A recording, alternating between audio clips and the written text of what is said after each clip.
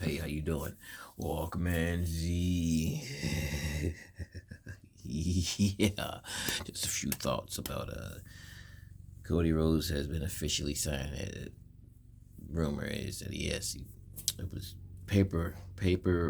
So what they say, pen was put to paper 2 weeks ago. So he signed with the WWE. He has signed with the WWE. He re-signed with the enemy. Just a few thoughts about this. I know I had some other initial thoughts when this was still speculation about a month ago. Um, Listening to Eric Bischoff compare it to like how the where a sports team will have an option of doing a draft, like a he went off topic. It was the anniversary episode of anniversary where they were talking about Sting and I believe Starcade, and I believe Sting versus Hogan. Believe that was the topic, but he went off this tangent where he compared it to, well, what if, he said it probably never happened because WWE does not play well with others. He live in a bubble. Vince McMahon is in his own fucking world, and it's getting worse the older he gets. Obviously, as you can see if you pay attention to the product. And then listen, I'm not a WWE hater. Okay, just like good wrestling, like good entertainment. He is a fucking 70 something year old child. Okay, but that being said, let me stay on topic.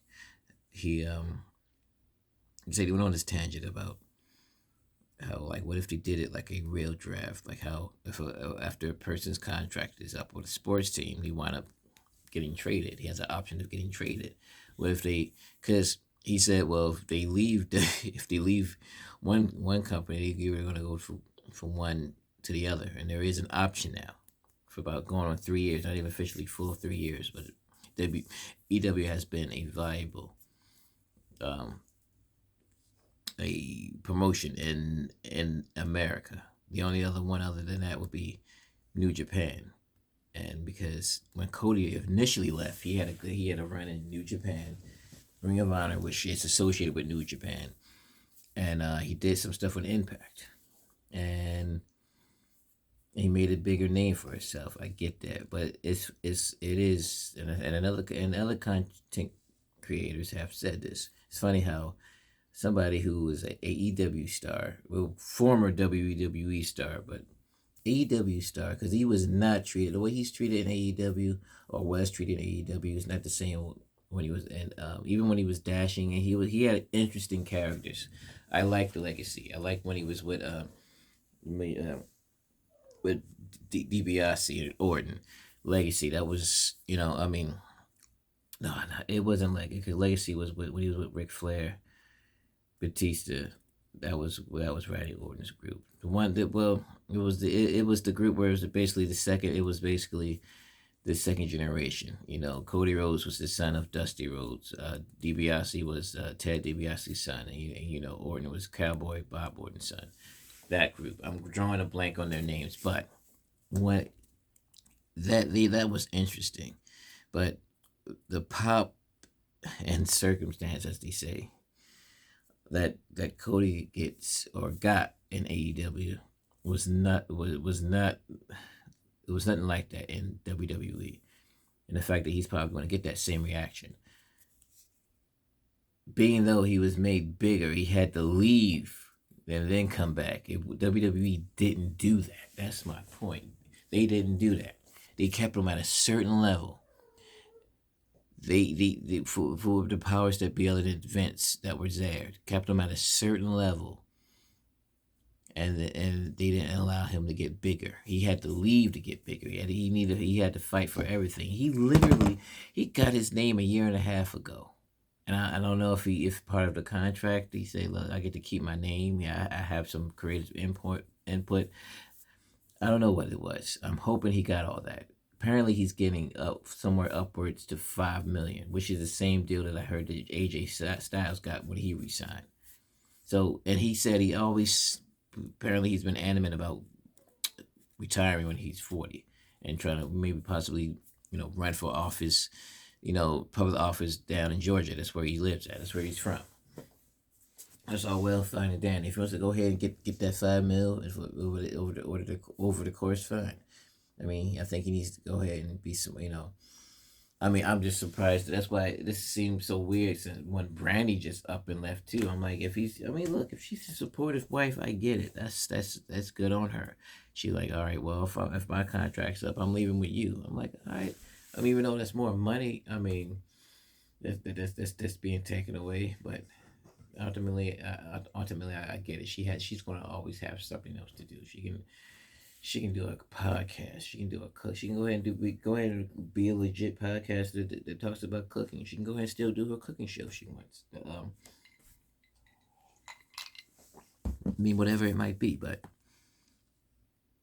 and my point is, getting back to the whole draft thing. I got what Bischoff was saying. I get that concept, but think about it. He was kept at a certain level, yes, and he had to leave. He left in 2016. He became bigger, and then ultimately became one of the founding fathers of AEW. Um, Once he comes back, yes, he will be fresh. He will be new. How long before he gets put? And it doesn't matter how much money he's making, because the people who make Kevin Owens, I understand he gets TV time. I understand AJ Styles gets TV time, but they're still kept at a certain level. I still think that Randy Orton is still kept above Kevin Owens. I still feel like that Randy Orton is kept above AJ Styles, even though they still do main event stuff. If there was gonna be a pecking order, it would be Randy Orton and then everybody else. I'm just using that as an example, and that's just goes like, I get it. He is a solid worker. He's solid. You know, he adapts. He adopted this. You know, and his father was a legend. I get that. But that's but see that's and not to say Dusty Rose isn't, but the Rose have such a weird, like, but like Vince the McMahons have such a weird thing with them where they like fucking with him. They put him in polka dots. They put his father in polka dots, the son of a plumber. They put him in fucking polka dots, have him dancing around, entertaining. He got it over. That goes to show how charismatic and how much of a fucking character, how much of a good worker he was. He got it over. He got polka dots over. Dustin Rhodes, Goldust got that character over. It was a good character. It was a freaky ass fucking character. It was unique. I do respect it, but then look, he couldn't even. He didn't want to do it. Initially, he didn't want to do it. Stardust, but they convinced him. He made it work. I like Stardust. I kind of dug it, but it's like they can't just have them just be him, the Rose, be a badass. They have to fucking transform them into some sort of clownish type of character. Paint your face, dance around, dance for me, do flips, dance for me, motherfucker, dance for me, monkey. Like, what the fuck? Like, they get it over though. Just dashing Cody Rhodes, he got that over. With that little stupid ass mustache, the fucking face mask he had on. You don't know what I'm talking about? Look it up. Look up dashing Cody Rhodes. He got it over. My point is, when how long does the nostalgia of him being back, and also the star power the stars that's inside Vince's eyes, when is those burn out? You know, I mean, he does have an opportunity to be like, hey, see how I'm treating him? Yeah, maybe the other people want to come over. But at the same time, I don't trust Vince at all. I don't even think he's such an asshole when it comes to certain things. He just changes his mind. He's like, what? Oh, they'll come. If something happens to them, they'll come. We're more established. They'll come running. We can go ahead and fire and release them 2 months later, and they'll still come running if we offer them enough money. I'm like, and make it so bad that they probably will. Some of them probably will. But I will. But the whole the big difference, and I get one's predetermined, and I know one's a real sports. I get it, real, so quote unquote real. One's predetermined, and one's more. I hate that term real. I hate using that. because these motherfuckers do put their bodies on the line. They do hit and punch, and but it's gotta hurt. It is an athletic feat what these men and women do. The big difference is, let's say you get drafted. Let's say somebody's going for the, they're on the Bulls team, and then you get drafted to the Sixers, okay, or they want to get traded. That after 6 months, 2 months, whatever it might be, the coach isn't actively trying to sabotage his play, that new player from Chicago. He's not tripping him up. He's not putting fucking tacks in his sneakers, glue on a. He's not squirting oil on the floor as he dribbles the ball. No, he's not. My point is, he's not sabotaging him. He when Vince is tired or something, he'll actively sabotage. Okay, that person. Even though no matter how much of a badass they could be, like Taz came in, Taz's run Taz's run should have been better than what it was when he came in from ECW to WWE. But they hate that's stupid. They hate when they're already over. They like, no, we need to break you down, and then whatever we think of will get you over. And then after that, he didn't. After what 2 years of being in the ring, they just put him on commentary, and he's a good commentator. He does commentary very well, but he could still go. And I remember there was this. I don't remember what the angle was, but I remember when Paul Heyman would cut up promo on Taz's ass talking about, you've been basically, I'm paraphrasing, you've been neutered. Look at you, you are a killer. Now you're just on up commentary, like. And I was like, damn, he's right. He was a fuck, and I'm wondering how much I know Paul Heyman now has free range. I don't know, he must have free range back then because he spoke some real shit like when he said that. I'm like, damn, you know what I'm saying? That's why I like Paul Heyman, and he brought it. Even if it was scripted, he brought it and put it in his own words and made it real. That's what you're supposed to do. I still think that if some okay, look, that's a whole nother story. I'm about to go on a tangent of. That's a whole different type of rant. But Cody, listen, it's the whole idea of events. Like, if you're just in here and you're just gonna make your money and roll out, I get it. Go ahead and do that. Go ahead and run for office when you turn 40. Go ahead and do that. Hope you just signed for just 3 years, hopefully. You're not in there for 5. I hope not. And yeah, it will make Raw more interesting. I will be way more interested in what's going on with him when he's over there. But if it's amazing. It's because he had to leave to become bigger. Even though, think about it, he had to leave WWE, the number one promotion at the time, in order to become a bigger star. You get that? It wasn't necessarily he had to, because he bounced everywhere. And if that's the case, fine. Exposure is what you have to do. That's why you like when people before before before there was television.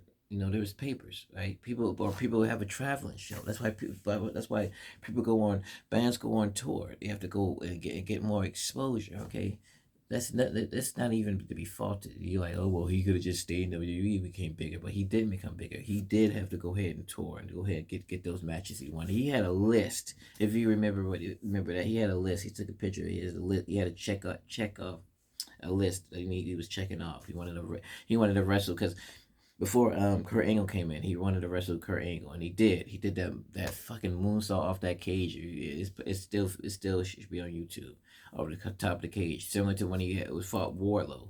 He hit that to nothing, motherfucking. Spoiler alert.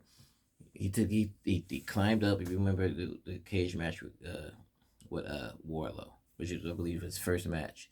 He took a climb up to the top. He was in his hometown. Um, he Cody was. He was in Georgia. Took the moonsault. Right, he did land the Musa on Wardlow. That's how he ultimately won. Wound up breaking his toe, landed hard, but he did look. The impact was great. The fact that he only broke his toe, but he did the same thing way before AEW was created. What he was, like I said, the checklist. He was fighting Kurt Angle. Kurt Angle, same spot. Kurt Angle rolled out the way. Like, but my point is, he had a list. He had to leave. He did a nice little wrestling tour. Like I said, Impact, New Japan, Ring of Honor. Won the title, won the Ring of Honor. He was, but yeah, Cody. I already said this already. Like, get your money and run. I guess get the money and run. I know you got a little daughter now, and looking out for you. You want to go ahead and stack that money. I would rather, me personally, I would rather go ahead and be happy and just and make the same amount of money, even though it might take me maybe a year or two longer. But I would have been there happy, even if I didn't show up on television. Fine, I would have been have a backstage role because everybody respected and loved him backstage, and a lot of people still liked him more than didn't, as far as the fans go. So you know, I'm saying all this out of respect and you know, like if you want to get the money and run, go ahead by all means and do it. But man, be dealing with Vince, man. Like even if it's in writing, like he'll find a way to ultra fuck the shit out of any contract. He probably has some back clauses and all that shit. Something he hasn't gotten this far about being underhanded in some sort of way. But that's basically it. I just wanted to give you my little thoughts and all that thought about that concept. You know that's the whole draft thing. It's like, yeah, I get it. Oh, and by the way, like he will get a pop if he does premiere at WrestleMania, and that seems to be people keep comparing it to the Hardys. I'm sorry, but the Hardys still more popular than Cody Rhodes. Still will always be more popular than Cody Rhodes. No offense to Cody, but and they're still trying to sell tickets. So even though I'm quite sure the idea he has is for him to show. I think Cody like, yeah, just let me show up like the Hardy Boys did. But the Hardy Boys, they're bigger than you. You're not as big as they are. And they need to sell these tickets. And people are not going to go and buy these tickets or fly down there on a whim just in case, because WWE could hell not even have them show up on WrestleMania. Just they might do it on the next night. So honestly, if they were smart, they really aren't. But I think they should go ahead and show. And I was like, just kept saying, yeah, they should go ahead and just show them on wait till WrestleMania. But the thing is, they're trying to sell tickets, so it will be, even if it's just the last thing you see on Monday Night Raw or this coming Monday night, because this is the last. This is basically the go home show coming up.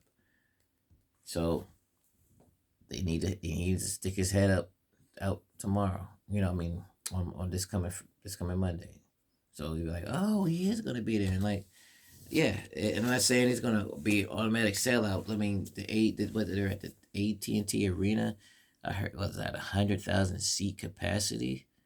I'm like, and they're only last I heard they're only at like 66,000 for the first night. I don't know what the second night is. Second night has Rock, it has Roman and Rock, so it's probably higher than that. But I don't think they're even. I'm saying one's going to probably be around 70. Maybe night two might be around the 80s. But this might push them over there. Might give them an extra. Knowing that Cody's showing up, that might bring an extra 10 to 20. Combined both nights. But this is my thoughts on that. Like, comment, share, subscribe if you let me know your thoughts about that, about what I said, and how you feel about Cody Rhodes coming back to WWE. All right.